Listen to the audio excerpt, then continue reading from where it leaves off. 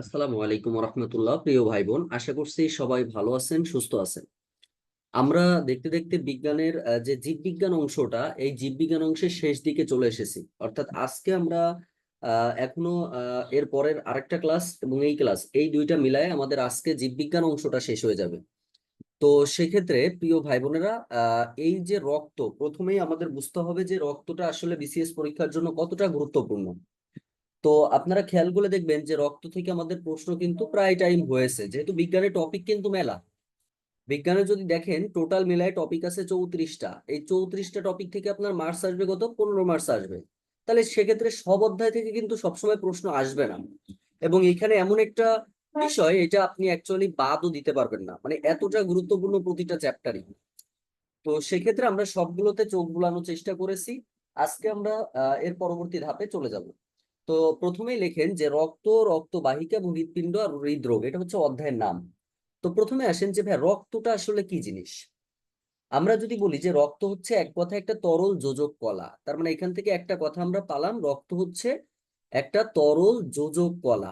এটা হচ্ছে কি? তরল যোজক কলা। রক্ত হচ্ছে একটা তরল যোজক কলা। তরল মানে তো আমরা সবাই বুঝি, বিষয়টা বুঝতে পারছেন? মানে এই যে তরল পদার্থ জাতীয়, এটাকে তরল যোজক কলা বলা হয়, যার মাধ্যমে বিভিন্ন রক্তবাহিকা দেহের সকল কোষে পুষ্টি, electrolyte, hormone, vitamin, antibody, oxygen, immune কোষ ইত্যাদি বহন করে এবং কার্বন ডাই অক্সাইড ত্যাগ করে দেয়। আচ্ছা, এরপরে আমাদের যেটা জানতে হবে সেটা হচ্ছে রক্ত। এই রক্তের রং কি? আমরা জানি যে রক্তের রং হচ্ছে লাল। রক্তের রং হচ্ছে লাল এবং এটা স্বাদ কেমন? এটা স্বাদ হচ্ছে লবণাক্ত। এর স্বাদ হচ্ছে লবণাক্ত। এখন আবার প্রশ্ন করেন না যে ভাই কি খেয়ে দেখছেন নাকি। না, আসলে সেরকম না। এটা জাস্ট আমরা, যারা গবেষণা করছে তারা এটা জানে আর কি। অস্বচ্ছ এবং এটা অবশ্যই ক্ষারীয়। এটা অবশ্যই কি? ক্ষারীয়। এরপরে আমাদের যেটা জানতে হবে সেটা হচ্ছে যে একজন পূর্ণবয়স্ক মানুষের দেহে প্রায় 5 থেকে 6 লিটার রক্ত থাকতে পারে। 5 থেকে 6 লিটার কি থাকে বলেন তো? রক্ত থাকে। 5 থেকে 6 লিটার রক্ত থাকে। যা দেহের প্রায়, যা দেহের প্রায় 8%-এর মতো। তার মানে বোঝেন যে একটা দেহে যতটুকু অংশ আছে তার 8%-ই রক্ত। তার 8%-ই রক্ত। এটা কিন্তু আমরা কোনো কিছু বাদ দিয়ে পড়বো না, খুব গুরুত্বপূর্ণ একটা চ্যাপ্টার কিন্তু এখন আমরা পড়তেছি। তাহলে রক্ত হচ্ছে তরল যোজক কলা, রক্ত লাল, স্বাদে লবণাক্ত, অস্বচ্ছ এবং ক্ষারীয়। এর প্রতিটা মানব দেহে 5 থেকে 6 লিটার রক্ত থাকে এবং যা দেহের 8%। আচ্ছা, রক্তের পিএইচটা কত? রক্তের পিএইচটা হচ্ছে 7 পয়েন্ট। এটা রক্তের পিএইচ। রক্তের পিএইচ হচ্ছে 7.35 থেকে 7.45। একটা কথা মনে রাখবেন, আমরা যে আহ, এক কথায় বলি প্রস্রাব করি না, এইটার পিএইচটাও কিন্তু এইটা। তাহলে আমরা সেক্ষেত্রে হাত পা না কেটে, অনেকেই দেখবেন যে আমাদের এখন তো আর আমাদের সেই বয়সটা নাই, মানে এক সময় যে 9-10, 8-9-10 বা ইন্টারমিডিয়েট লেভেলের পোলাপান সবসময় কি করতো, আপনার হচ্ছে হাত পা কাটাকাটি। তো ওই হাত পা না কেটে এর থেকে তো মনে করেন যে ওয়াশরুমে গেলেও তো ভালো হয়, তাই না? তো সেক্ষেত্রে এই যে পিএইচ এর কত? 7.35 থেকে 7.45। আচ্ছা, যেটা গড়ে আমরা বলতে পারি, গড় গড় হচ্ছে আমরা বলতে পারি 7.40। ঠিক আছে, এটা গড় আমরা বলতে পারি। আচ্ছা, এই রক্তের টেম্পারেচারটা কত বা রক্তের তাপমাত্রাটা কত? রক্তের তাপমাত্রাটা হলো 36 থেকে 38 ডিগ্রি সেলসিয়াস। 36 থেকে 38 ডিগ্রি সেলসিয়াস। আর কিছু দরকার নেই। এরপরে আমরা চলে আসবো রক্ত আসলে লাল কেন হয়। রক্ত লাল হয় হলো যে হিমোগ্লোবিন নামক রঞ্জক পদার্থ থাকার কারণে। হিমোগ্লোবিন, রক্তের মধ্যে কি হিমোগ্লোবিন থাকে, তাই না? হিমোগ্লোবিন থাকে, যার জন্য রক্ত হচ্ছে লাল হয়, হিমোগ্লোবিন রঞ্জক পদার্থ থাকাই। হিমোগ্লোবিন রঞ্জক পদার্থ থাকাই হচ্ছে এটা লাল হয়। আচ্ছা, এরপরে আমরা যেটা জানবো যে রক্তের যে ঘনত্ব, হ্যাঁ, রক্তের ঘনত্ব পানির ঘনত্বের চেয়ে 4.5 গুণ বেশি। দেখেন, একদম বেসিক লেভেলের কথা বলেছি, কিন্তু অনেকগুলো ইম্পর্টেন্ট তথ্য আমরা এখানে পড়েছি। একটা কথা মনে রাখবেন, গতকালকে শামসুল আরেফিন ভাইয়ের একটা ভিডিও দেখতেছিলাম। তিনি একটা কথা বলেছেন, তার কথার মধ্যে আমি ওটা একটু কোট করেছি। উনি একটা কথা বলছিলেন, কথাটা হচ্ছে এরকম যে কেউ যদি বিসিএস পাশ করার জন্য পড়াশোনা করে, সে কখনো বিসিএস ক্যাডার হতে পারে না। কেউ যদি জানার জন্য পড়াশোনা করে, একমাত্র তার দ্বারাই বিসিএস হওয়া সম্ভব। মানে একজন শুধু মনে করেন চিন্তা করতেছে বিসিএস ক্যাডার হবে, বিসিএস ক্যাডার হবে, কিন্তু আলটিমেটলি সে জানার জন্য, এই যে রক্ত থেকে আমরা কিন্তু কিছু বাদ দিনি, দেখেন এটা বাদ দিলে কিন্তু অনেক কিছু বাদ দেওয়া যেত, মানে চাকরি পরীক্ষার জন্য কিন্তু এত কিছু লাগতো না, 2-3টা লাইন পড়লে হয়ে যায়। বিশেষ করে এই যে হিমোগ্লোবিন রঞ্জক পদার্থ, এটা পড়বেন, এটা পড়বেন, আমাদের দেহে 5 থেকে 6 লিটার পানি থাকে যা 8%, এই দুটো প্রশ্ন মানে এই দুটো লাইন পড়লে হয়ে যায়, কিন্তু আমরা সম্পূর্ণটা পড়েছি কারণ এটা আমাদের জানার জন্য একটু আমরা পড়তেছি। তাহলে লাস্ট আমরা আরেকবার একটু রিভাইজ দিই চলেন। তাহলে আমাদের রক্ত কি? রক্ত হচ্ছে একটা তরল যোজক কলা, রক্ত হচ্ছে লাল এবং এর স্বাদ হচ্ছে লবণাক্ত, অস্বচ্ছ এবং ক্ষারীয়। আচ্ছা, আমাদের মানব দেহে হচ্ছে 5 থেকে 6 লিটার রক্ত থাকে যা দেহের ওজনের 8%। রক্তের পিএইচ হচ্ছে 7.35 থেকে 7.45 পর্যন্ত, এটা একটা নির্দেশক। আর গড় হচ্ছে 7.40। তাপমাত্রা হচ্ছে 36 থেকে 38 ডিগ্রি সেলসিয়াস। রক্ত লাল হয় কেন? হিমোগ্লোবিন নামক রঞ্জক পদার্থ থাকার কারণে। এবং এই যে রক্তের যে ঘনত্ব, এটা পানির ঘনত্বের থেকে প্রায় 4.5 গুণ বেশি। তাহলে এই পর্যন্ত কি ক্লিয়ার ভাবে বুঝতে পারছি আমরা? একটু জানাবেন ক্লিয়ার কিনা। জি স্যার, ক্লিয়ার। আচ্ছা, এইবার আসেন, এরপরে আমাদের যেটা জানতে হবে যে আমাদের যে রক্ত, এই রক্তকে প্রধানত আমরা 2 ভাগে ভাগ করতে পারি। কয় ভাগে? 2 ভাগে ভাগ করি। একটা হচ্ছে কি রক্ত রস, একটা হচ্ছে রক্ত রস যেটা থাকে হচ্ছে আমাদের 55%। এবং এই রক্ত রসের বর্ণ কেমন? আমো চা দাও না। বর্ণ কি? হালকা হলুদ। এটা হচ্ছে কি হালকা হলুদ। আচ্ছা, আরেকটা কি? আরেকটা হচ্ছে রক্তকণিকা, আরেকটা হচ্ছে রক্তকণিকা। তাহলে রক্তকণিকা কত থাকবে? রক্তরস যদি 55 হয় তাহলে রক্তকণিকা 45% থাকবে, তাই না? 45% থাকবে। এবং রক্তকণিকা আসলে আলটিমেটলি রক্ত রসে ভাসমান অবস্থায় থাকে, এটা তো একটা রস টাইপের, এর উপরে আপনার রক্তকণিকা গুলো ভাসমান থাকে, রক্তকণিকা গুলো ভাসমান থাকে। আচ্ছা, এবার আসেন, এই যে যে রক্তরস, এই রক্তরসকে আবার আমরা দুটো ভাগে ভাগ করতে পারি। একটা ভাগ হলো আমাদের পানি থাকে, রক্তরসে হচ্ছে আবার পানি থাকে, পানির পরিমাণটাই বেশি, 90 থেকে 92%। ভাই এটা একটু স্টার দিয়ে রাখেন, এটা থেকে প্রশ্ন হয়েছে কিন্তু, এটা থেকে প্রশ্ন হয়েছে, খুব গুরুত্বপূর্ণ। আর কঠিন পদার্থ যেটা আছে, কঠিন পদার্থের পরিমাণটা বাকিটা হবে। তার মানে বাকি কত? 8 থেকে 10%। 8 থেকে 10%। এরপরে আসেন, এই যে যে আমরা রক্তকণিকা দেখি, এই রক্তকণিকাকে আমরা 3 ভাগে ভাগ করতে পারি। রক্তকণিকাকে 3 ভাগে ভাগ করি। একটা হচ্ছে লোহিত রক্তকণিকা, যেটাকে আমরা বলে থাকি আরবিসি। আরবিসি, লোহিত রক্তকণিকাকে আমরা বলতে পারি আরবিসি, মানে red blood cell, red blood cell, লোহিত রক্তকণিকা। আরেকটা হচ্ছে কি শ্বেত রক্তকণিকা, তাহলে শ্বেতটা কি হবে? WBC, white blood cell. আচ্ছা, আরেকটা হচ্ছে অনুচক্রিকা, আরেকটা হচ্ছে অনুচক্রিকা, আরেকটা হচ্ছে অনুচক্রিকা, যেটাকে আমরা বলে থাকি হচ্ছে থ্রোম্বোসাইট, যেটাকে আমরা বলে থাকি হচ্ছে থ্রোম্বোসাইট, যেটাকে আমরা বলবো কি থ্রোম্বোসাইট। দেখেন, তাহলে এই যে যে রক্তকণিকা, রক্তকণিকার আমরা 3টা জিনিস পাইলাম, একটা লোহিত রক্তকণিকা, একটা শ্বেত রক্তকণিকা, একটা অনুচক্রিকা, আরবিসি, ডাব্লিউবিসি এবং থ্রোম্বোসাইট। ওকে, এইটুকু পর্যন্ত আমরা বুঝে ফেলবো। এরপরে আমরা আবার পরে সামনের দিকে যাব, তখন আবার বাকিগুলা পড়বেন। এখন আসেন ভাই, আমাদের যে রক্ত আমরা দেখতে পাচ্ছি, এই রক্তের আসলে কাজ কি? রক্তের কাজটা কি? রক্তের কাজটা আমাদেরকে একটু জানতে হবে। মানে রক্ত কি কি করতে পারে এটা জানার জন্য বলেন ভাই, যে আপনার শরীরে রক্ত আছে, এই রক্তটা আপনার কি করে? তো রক্তের প্রথম কাজটাই হচ্ছে আপনার যে তরলতা, রক্তের যে তরলতা আছে, এই তরলতা রক্ষা করে, তরলতা রক্ষা করে। আচ্ছা, এটা 1 নম্বর গেল। 2 নম্বর আসেন, রক্ত রস রক্তের অম্ল ক্ষারকের ভারসাম্য রক্ষা করে। এক কথায় অম্ল ক্ষারকের ভারসাম্য রক্ষা করে। অ্যাসিড আর ক্ষারক, আমাদের শরীরে যে অম্ল এবং ক্ষারক আছে, এইটার ভারসাম্য রক্ষা করে। হ্যাঁ, এটার ভারসাম্য রক্ষা করে, ভারসাম্য রক্ষা করে, এটার ভারসাম্য রক্ষা। আচ্ছা, ভারসাম্য রক্ষা করে। এরপরে কি করব আমরা? এরপরে হচ্ছে রক্ত জমাট বাঁধার যে প্রয়োজনীয় উপাদানগুলো, উপাদানগুলো পরিবহন করে, রক্ত জমাট বাঁধার যে উপাদান, উপাদান পরিবহন করে, উপাদান পরিবহন করে। আচ্ছা, ভালো কথা, উপাদান পরিবহন করলো, উপাদান পরিবহন করে। এরপরে রক্তের কাজ কি? রক্ত অল্প পরিমাণ অক্সিজেন বহন করে, অল্প পরিমাণ, বেশি না কিন্তু, অল্প পরিমাণ, অল্প পরিমাণ অক্সিজেন, অক্সিজেন বহন করে, অল্প পরিমাণ অক্সিজেন বহন করে। আর কি করে রক্ত? রক্তের মাধ্যমে আপনার যে হরমোন, এনজাইম, লিপিড আছে, এগুলো বিভিন্ন অঙ্গে পরিবাহিত হয়। তার মানে রক্ত রসের মাধ্যমে আমাদের শরীরের যে হরমোন, তারপরে হচ্ছে আপনার এনজাইম, এনজাইম, তারপরে হচ্ছে আপনার লিপিড, এই যে তিনটা জিনিস এরা সাধারণত দেহের অন্যান্য অংশে ছড়ায় দেয়, অন্যান্য অংশে ছড়ায় দেয়। এই হচ্ছে রক্তের কাজ, আপনারা একটু রক্তের কাজটা ভালো করে পড়ে ফেলবেন। এইবার আসেন ভাই, আমাদের চাকরির পরীক্ষার জন্য সব থেকে গুরুত্বপূর্ণ অংশে আমরা যাচ্ছি। তিনটা জিনিস সব থেকে গুরুত্বপূর্ণ ভাই, একটা হচ্ছে লোহিত রক্তকণিকা, একটা হচ্ছে শ্বেত রক্তকণিকা, আর একটা হচ্ছে অনুচক্রিকা, খুবই গুরুত্বপূর্ণ। তো প্রথমেই আমরা আরবিসি সম্পর্কে জানবো। আর বিসি মানে কি? রেড ব্লাড সেল বা লোহিত রক্তকণিকা, বা কি? লোহিত রক্তকণিকা, লোহিত রক্তকণিকা। আচ্ছা, এখান থেকে আমরা কি জানবো? দেখেন, লোহিত রক্তকণিকা, লোহিত রক্তকণিকা হচ্ছে এরা মানবদেহের কোথায় থাকে? ওই যে রক্তরসের মধ্যে ভাসমান অবস্থায় থাকবে, ভাসমান অবস্থায় থাকবে। ওকে, এবং এরা সাধারণত নিউক্লিয়াস বিহীন, এদের কোনো নিউক্লিয়াস থাকে না। এখন এখান থেকে যে যে তথ্যগুলো আমাদের আলটিমেটলি পড়া লাগবে সেটা আমরা একটু দেখি। এবং এই অক্সিজেন বা হিমোগ্লোবিন যুক্ত লাল বর্ণের কণিকাকে কিন্তু লোহিত রক্তকণিকা বলা হয়, তার মানে এটা লাল বর্ণ, হিমোগ্লোবিন থাকবে।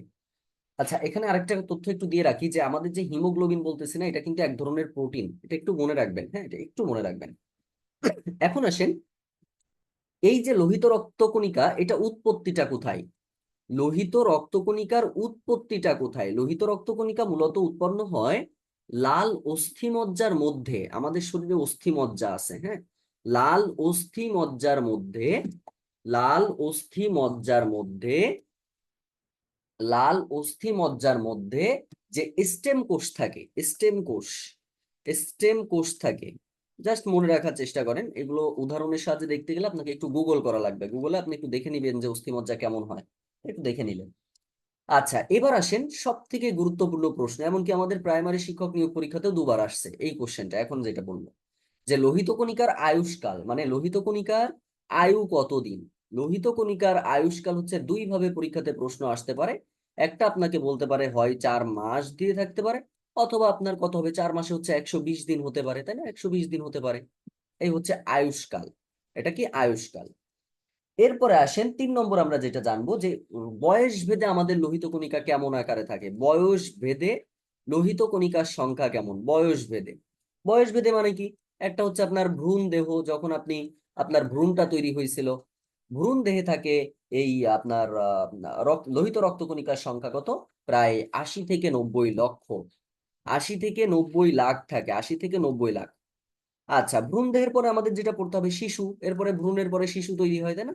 তাহলে শিশুর দেহে থাকবে কত? শিশুর দেহে আছে হচ্ছে 60 থেকে 70 লক্ষ। আচ্ছা, এরপরে হচ্ছে আপনার পূর্ণবয়স্ক পুরুষ, পূর্ণবয়স্ক পুরুষ দেহে আছে প্রায় 50 লক্ষ।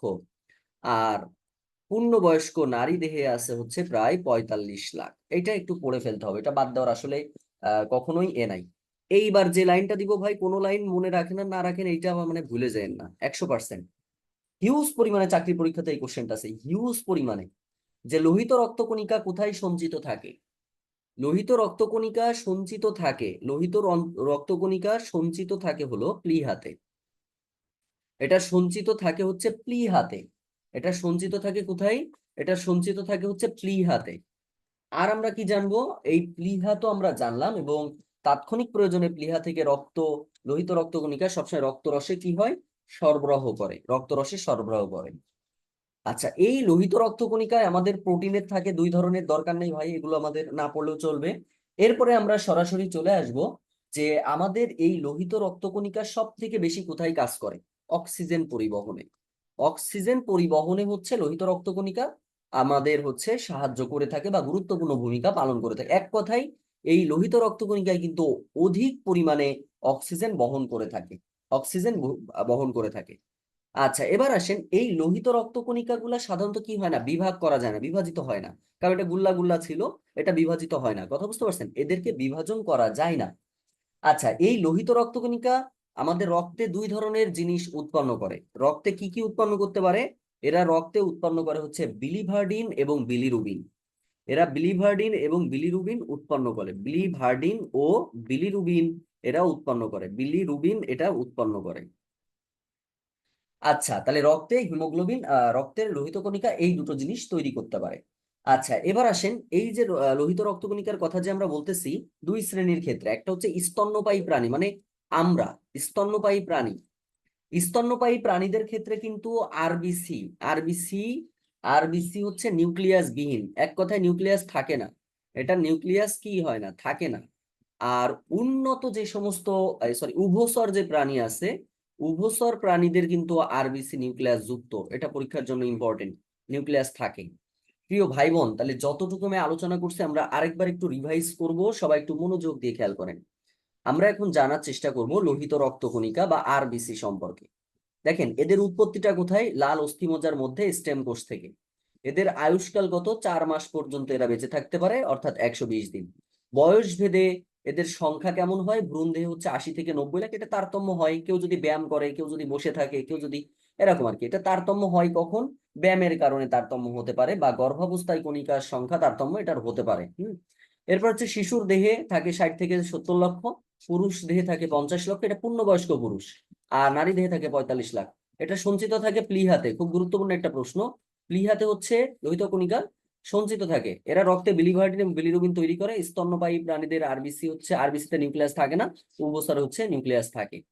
আচ্ছা, এ পর্যন্ত ক্লিয়ার কিনা একটু আপনারা কমেন্টসে জানাবেন যে এই পর্যন্ত আমরা ক্লিয়ার ভাবে বুঝলাম কিনা। লোহিত কণিকা কি বোঝা গেল? জি স্যার। জি ভাইয়া বুঝেছি।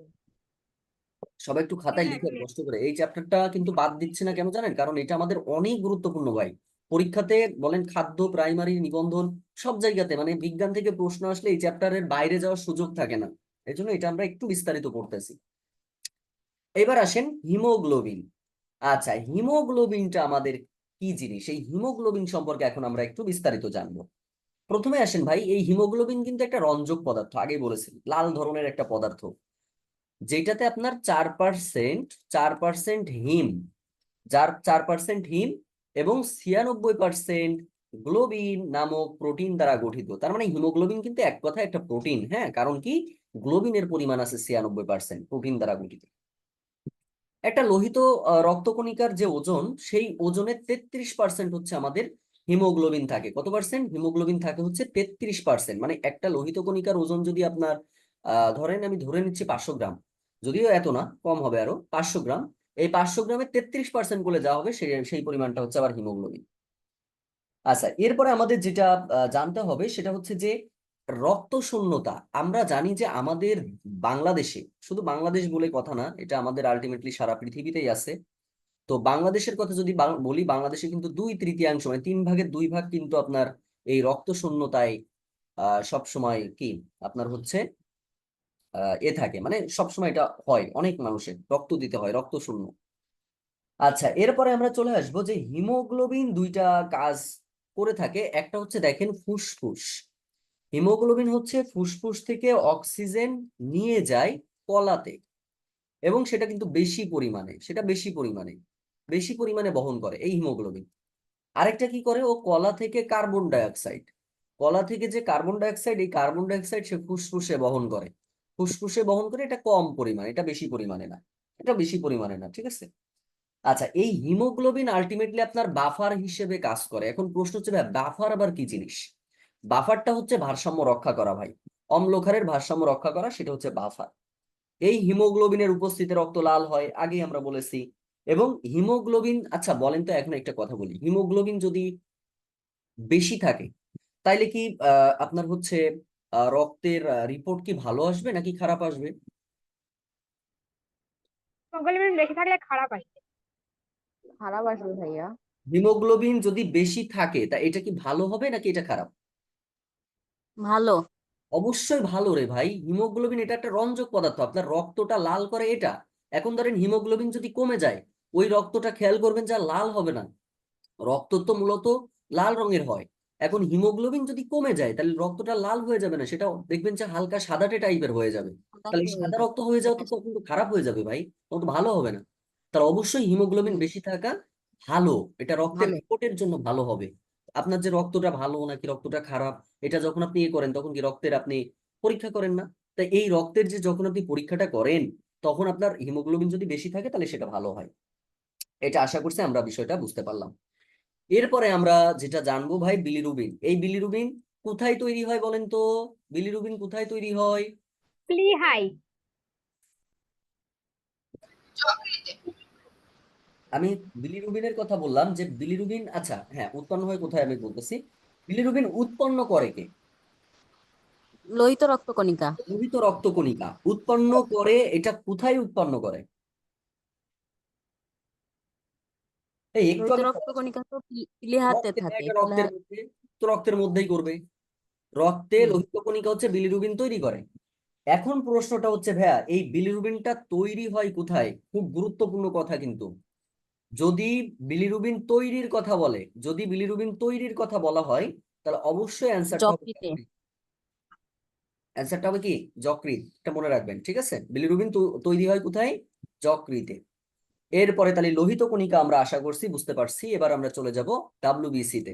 ডাব্লিউবিসি তে বলতে আমরা বুঝি কি, যে শ্বেত রক্ত কণিকা, হোয়াইট হোয়াইট ব্লাড সেল, শ্বেত রক্ত কণিকা। আচ্ছা, এখান থেকে আমি কি জানতে পারি? শ্বেত রক্ত কণিকা। তো সেক্ষেত্রে আমাদের প্রথমে যেটা জানতে হবে ভাইয়া, যে এই শ্বেত রক্ত কণিকা আলটিমেটলি কোথায় তৈরি হয়? এটা তৈরি হয় লাল অস্থিমজ্জা, ওই যে যেখানে লোহিত কণিকা তৈরি হয়েছিল না স্টেম কোষ থেকে, এটাও সেইটা। লাল অস্থিমজ্জা এবং লসিকা গ্রন্থিতে, এটা লসিকা গ্রন্থিটা একটু অ্যাডজাস্ট হয়েছে। লসিকা গ্রন্থিতে হচ্ছে আমাদের কি তৈরি হয়? গ্রন্থিতে হচ্ছে শ্বেত রক্তকণিকা তৈরি হয়। আচ্ছা, এই শ্বেত রক্তকণিকার কিন্তু কোনো আকার নেই, হ্যাঁ, এটা আকারবিহীন থাকে, এর কোনো আকার নেই, এবং এটার কোনো হিমোগ্লোবিনও নেই। স্বাভাবিক না? হিমোগ্লোবিন কেমনে থাকে ভাই? এটা তো হোয়াইট ব্লাড সেল, সাদা রক্তকণিকা। তা সাদা রক্তকণিকার মধ্যে কি লালে হয়? তাহলে সেক্ষেত্রে হিমোগ্লোবিনটা থাকবে না। হিমোগ্লোবিন থাকবে না, এটা হিমোগ্লোবিন বিহীন, হিমোগ্লোবিন থাকে না, হিমোগ্লোবিন এর নাই বা হিমোগ্লোবিন থাকে না। আচ্ছা, এই শ্বেত রক্তকণিকার গড় আয়ু কতদিন ভাই? গড় আয়ুটা গুরুত্বপূর্ণ, হ্যাঁ, এটার গড় আয়ুটা গুরুত্বপূর্ণ। এটা যেমন 120 দিন ছিল, এইখানকার গড় আয়ু হচ্ছে মাত্র 1 থেকে 15 দিন, মাত্র 1 থেকে 15 দিন। আচ্ছা, গড় আয়ু। এরপরে আমাদের যেটা জানতে হবে, যে শ্বেত রক্তকণিকার দুটি বিশেষ সতর্ক প্রহরী আছে। একটা হচ্ছে বি লিম্ফোসাইট, একটা হচ্ছে বি লিম্ফোসাইট, আরেকটা হলো আরেকটা হচ্ছে ফ্যাগোসাইট। আরেকটা হলো কি? ফ্যাগোসাইট। আরেকটা হচ্ছে ফ্যাগোসাইট। দেহের পুলিশ বলা হয়, এক কথায় এদেরকে দেহের কি বলা হয় বলেন তো? পুলিশ বলা হয়। দেহের পুলিশম্যান বলা হয় এদের, শ্বেত রক্তকণিকাকে। এই শ্বেত রক্তকণিকা সুস্থ মানুষের রক্তে মাত্র 1% থাকে। কত পার্সেন্ট? মাত্র 1% থাকবে। এবং লোহিত ও শ্বেত রক্তকণিকার অনুপাতটা কত? লোহিত ইস্টু শ্বেত রক্তকণিকা রক্তের মধ্যে থাকে 700:1। তার মানে দেখছেন ভাই, লোহিত কণিকার পরিমাণ তাহলে সব থেকে বেশি, সব থেকে বেশি। এই শ্বেত রক্তকণিকার কারণে আপনার অ্যামিবার দেহের আকারটাও পরিবর্তন হয়ে যায়। এটা আমরা মনে রাখার চেষ্টা করব। আচ্ছা, এইবার আসেন ভাই, আমাদের এই যে শ্বেত রক্তকণিকা, শ্বেত রক্তকণিকা আলটিমেটলি ধ্বংস হয় এইডস রোগীদের ক্ষেত্রে। মানে যাদের এইডস রোগ আছে, এইডস রোগের জন্য, মানে যাদের এইডস রোগ আছে তাদের শরীরে আপনার হচ্ছে শ্বেত রক্তকণিকা ধ্বংস হয়ে যায়। দেখেন, তাহলে আমরা এই পর্যন্ত বুঝতে পারলাম কিনা? শ্বেত রক্তকণিকা থেকে এই অংশটুকু আমরা কি বুঝতে পেরেছি? তাহলে শ্বেত রক্তকণিকা জি থেকে আমরা ভাইয়া কি বুঝেছি। বললাম বলেন তো? শ্বেত রক্তকণিকা থেকে আমরা প্রথমেই পড়লাম যে এটা উৎপন্ন হচ্ছে লাল অস্থিমজ্জা বা লসিকা গ্রন্থিতে। আর এদের যে আকারটা, এক কথায় শ্বেত রক্তকণিকার কোনো নির্দিষ্ট আকার নেই, এবং এটা হিমোগ্লোবিন থাকে না, যেহেতু ডাব্লিউবিসি মানে হোয়াইট ব্লাড সেল। এর গড়ায়ু হচ্ছে 1 থেকে 15 দিন। লোহিত রক্তকণিকার গড়ায়ু ছিল 31 দিন। আচ্ছা, এবার এই যে যে শ্বেত রক্তকণিকার দুটি বিশেষ সতর্ক প্রহরী থাকে, একটা হচ্ছে বি লিম্ফোসাইট, একটা হচ্ছে ফ্যাগোসাইট। আর এদের হচ্ছে দেহের পুলিশম্যান বলা হয়, প্রতিরক্ষা, এক কথায় ভ্রাম্যমাণ প্রতিরক্ষা ইউনিট বলা হয় এদেরকে, মোবাইল ডিফেন্স ইউনিট বলা হয় আমাদের শরীরে, হ্যাঁ। এবং এই যে শ্বেত রক্তকণিকা আলটিমেটলি পরিণত সুস্থ মানুষের রক্তে মাত্র 1% থাকে। লোহিত এবং শ্বেত রক্তকণিকার অনুপাত হচ্ছে 700:1। আর যাদের শরীরে এইডস আছে, মানে এইডস রোগীদের শ্বেত রক্তকণিকা এক কথায় ধ্বংসপ্রাপ্ত হয়ে যায়। আশা করছি ক্লিয়ার ভাবে বুঝলাম।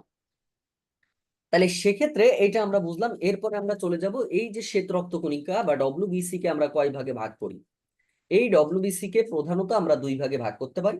একটা হচ্ছে ভাই দানাযুক্ত, একটা হচ্ছে দানাযুক্ত, আর একটা হচ্ছে দানাবিহীন।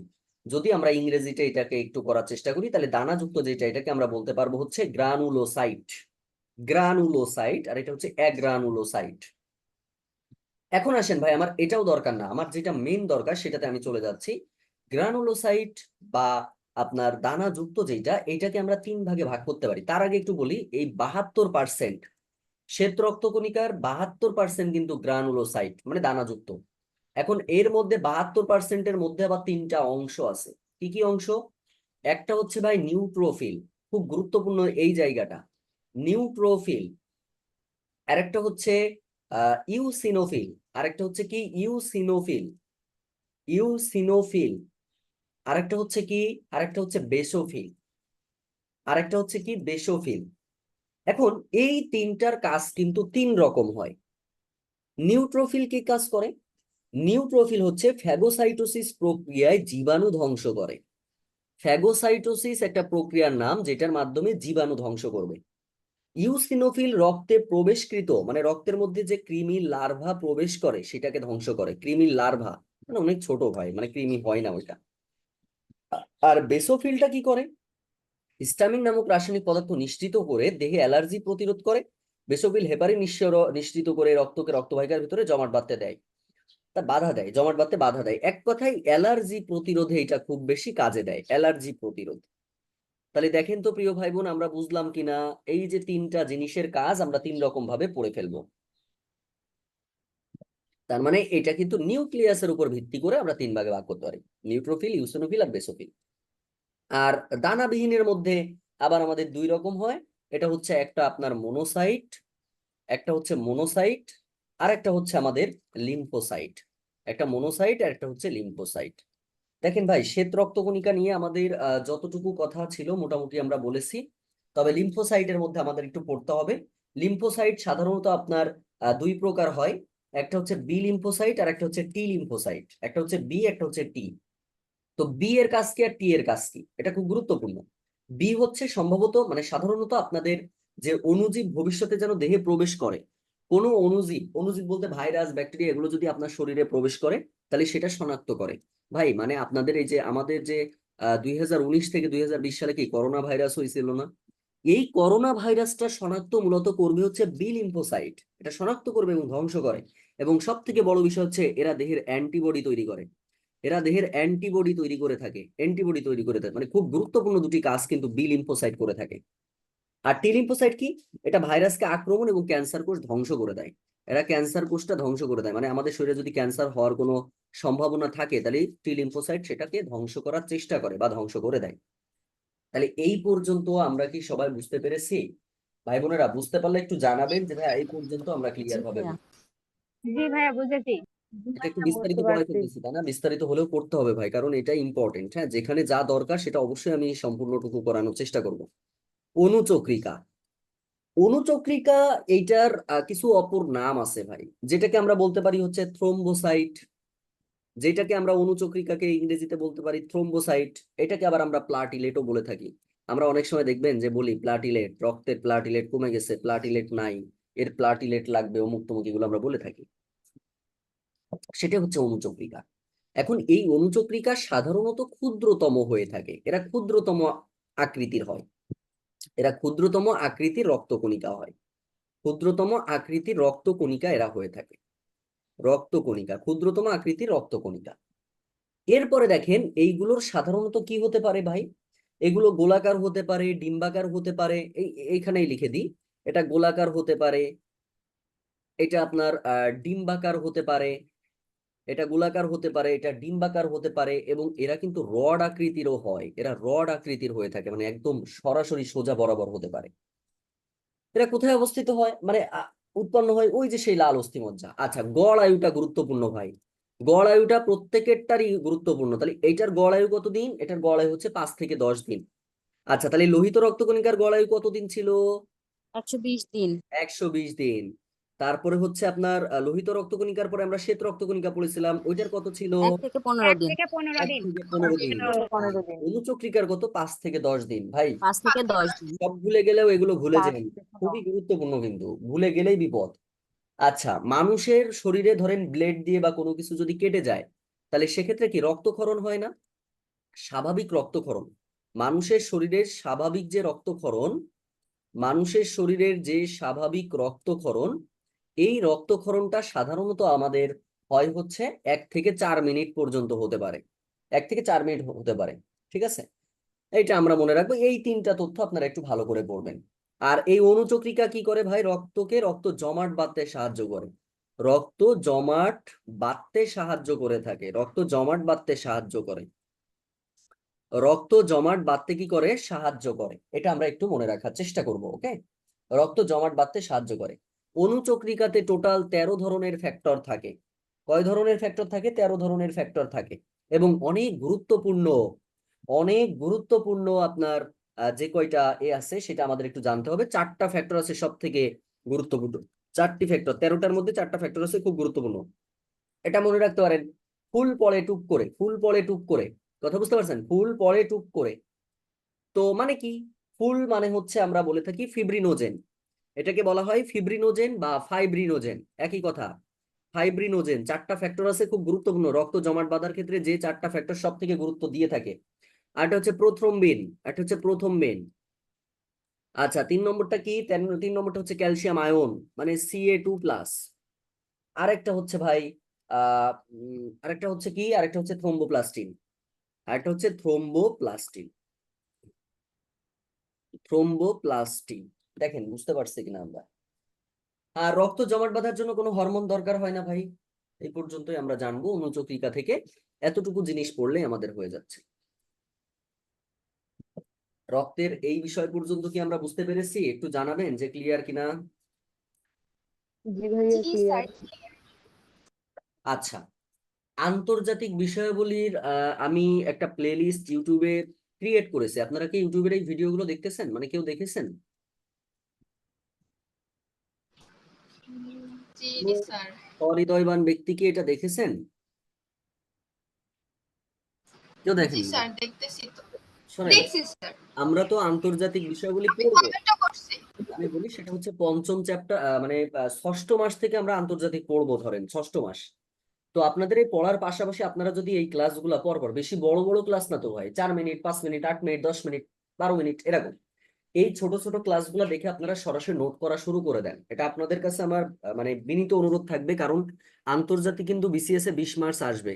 এখন আপনারা যদি এখন থেকে প্রতিদিন যদি এটা কম করে, মানে অল্প অল্প করে যদি আপনারা লিখে ফেলতে পারেন, তারপরে দেখবেন যে ষষ্ঠ মাসে যখন আমি পড়াবো তখন বলবেন যে এত মজা কেন, মানে মজা লাগবে। তখন দেখবেন যে কিরে আমি একবার পড়ে ফেলেছি, আর একবার যখন ভাইয়া লাইভ ক্লাসে রিপিট করবে তখন দেখবেন যে আরো বেশি ভালো লাগবে। যার জন্য আপনারা এই ক্লাসগুলো একটু দেখার চেষ্টা করেন। 13টা ভিডিও এখন পর্যন্ত দিয়েছি, 13টা ভিডিওজ এখন পর্যন্ত দেওয়া আছে, একটু দেখেন, এটা অনেক ভালো লাগবে। বুঝতে পারছেন?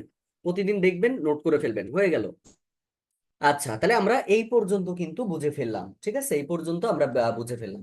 এরপরে আমরা চলে আসবো প্রিয় ভাই বোনেরা, এরপরে আমরা চলে আসবো কি? এরপরে আমরা সরাসরি চলে আসবো রক্তের গ্রুপ।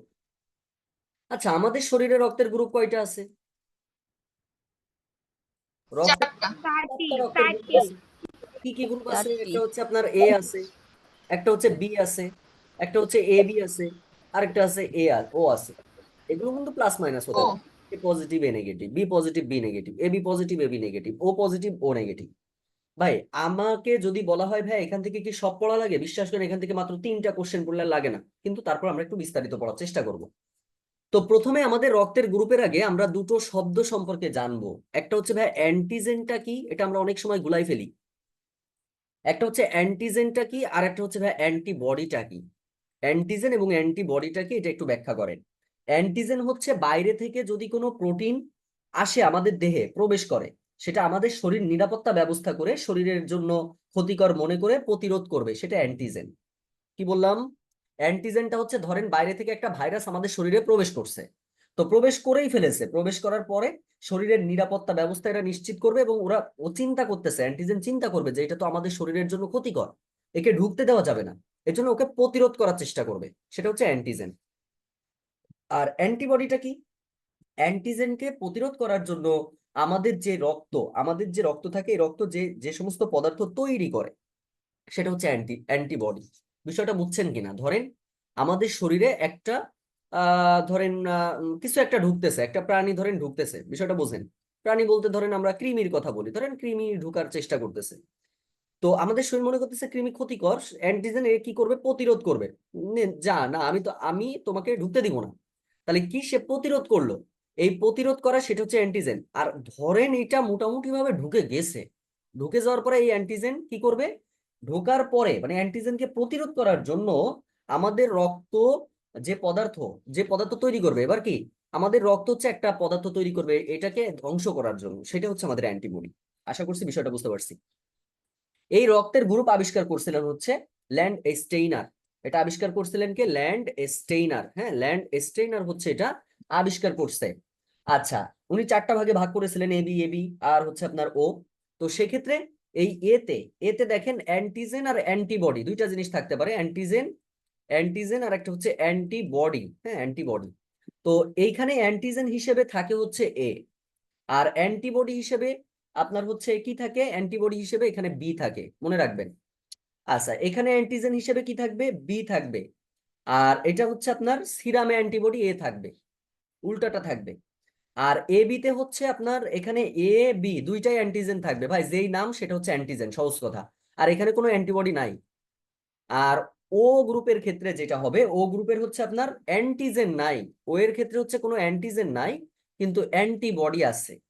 অ্যান্টিজেন নাই কিন্তু অ্যান্টিবডি আছে, কি এ আর বি দুটোরই হচ্ছে অ্যান্টিবডি আছে। এটা জাস্ট একটু মনে রাখার চেষ্টা করবেন। আচ্ছা, বলেন তো সর্বজন গ্রহীতা গ্রুপ কোনটা এবং সর্বজন দাতা গ্রুপ কোনটা? সর্বজন সর্বজন দাতা গ্রহীতা হচ্ছে হচ্ছে ও, আর A, গ্রহীতা হচ্ছে এ বি। আর তার মানে ও পজিটিভ হচ্ছে সকলকে রক্ত দিতে পারে, সকলকে রক্ত দিতে পারবে। আর এ বি পজিটিভ যেটা এ বি, এই এ বিটা হচ্ছে সর্বজন গ্রহীতা, সবার কাছ থেকে নিতে পারবে সব কিন্তু রক্ত কি গ্রহণ করতে পারে। সবাইকে দিবে না, সবার কাছ থেকে কি নিবে, শুধু গ্রহণ করবে। ঠিক আছে।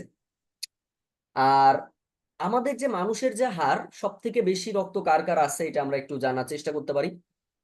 ও হচ্ছে আমাদের আলটিমেটলি 45% শতকরা হিসাবে আছে। এ হচ্ছে 33.5% আছে, পজিটিভ নেগেটিভ আমরা পড়তেছি না, ওটা লাগবে না। বি হচ্ছে 16%, আর আপনার এ বিটা হচ্ছে 5.5%। আচ্ছা, একটা সুস্থ মানুষের দেহ থেকে প্রায় 450 মিলিলিটার রক্ত বের করে দিলে কোনো ক্ষতি হয় না। 450 মিলিলিটার মানে আমরা বলি না যে 1 ব্যাগ রক্ত 1 ব্যাগ ব্লাড দিতে হবে। তো এই যে ব্লাডটা, এই 1 ব্যাগ ব্লাডটা হচ্ছে আমরা দিয়ে থাকি, যখন যার প্রয়োজন হয় আমরা দেওয়ার চেষ্টা করি।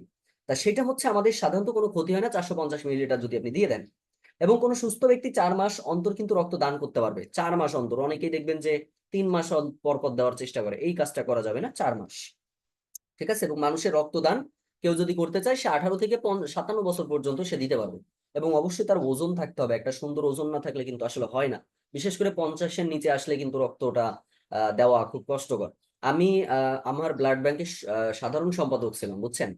কিন্তু দুঃখজনক হলেও সত্য কথা, আমি প্রায় 2 বছর, আমরা করোনাকালীন সময় তো আমাদের ঘুম হয় নাই কখনো, আমাদের মনে হয় না যে আমরা ঘুমাইছি কিনা, মানে এত ব্লাড আমরা সে সময় দিয়েছি। 1300 ব্যাগ ব্লাড আমরা হচ্ছে আমাদের সংগঠন থেকে দিয়েছিলাম। তো সেক্ষেত্রে আমরা মানে দৌড়াদৌড়ি করছি প্রচুর, আর্মিদের সাথে হেল্প করা থেকে শুরু করে সবকিছু করছি। তো ওই টাইমে সব থেকে বড় বিষয় হচ্ছে আমি কথাও শুনেছি প্রচুর যে সাধারণ সম্পাদক হয়ে ব্লাড দেয়নি। ভাই, ব্লাড তো আমার নিতেই চায় না, কারণ আমি তখন ছিলাম মাত্র 47 কেজি। তো 47 কেজিতে কখনো আপনার ব্লাডটা দেওয়া আসলে ঠিক না। বিষয়টা বুঝতে পারছেন, 50-এর উপরে হলে ব্লাডটা দেওয়া যায়। তো যাই হোক, এই ব্লাডের এই পর্যন্ত আমরা পড়লাম। এরপরে আমাদের রক্তের আরো কিছু বিষয় এসে আমরা পড়বো প্রিয় ভাই বোন। তো পরবর্তী লিঙ্ক আমি দিচ্ছি 10 মিনিটের মধ্যে, এটা শেষ হয়ে যাবে এখনই। সবাই উপস্থিত থাকেন, আজকে 11-12 জন আছেন, ক্লাস নিতেও ভালো লাগছে। সবাই থাকেন, ভালো লাগবে। হ্যাঁ, 10 মিনিট পরে আবার লিঙ্ক দিচ্ছি 9টার দিকে। কালকের পড়াটা একটু রিভাইজ দেন, এই পড়াটা একটু রিভাইজ দিতে থাকেন, পড়া নিব কালকের ওইটার উপরে একটু পড়া নিব এরপরে। আসসালামু আলাইকুম রহমতুল্লাহি ওয়া বারাকাতুহু।